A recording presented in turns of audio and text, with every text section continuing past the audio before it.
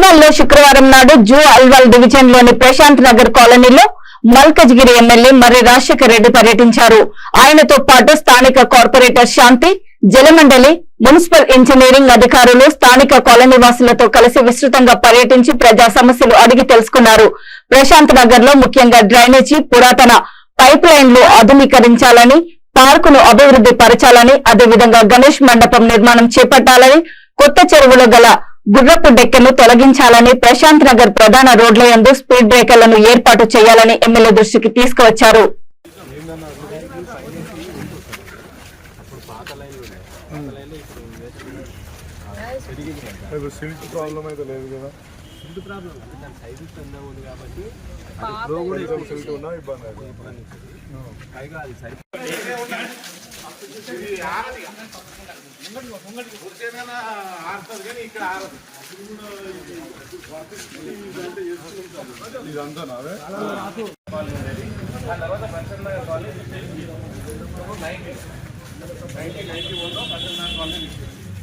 అప్పుడు ప్రతిదీ కూడా మేమంటే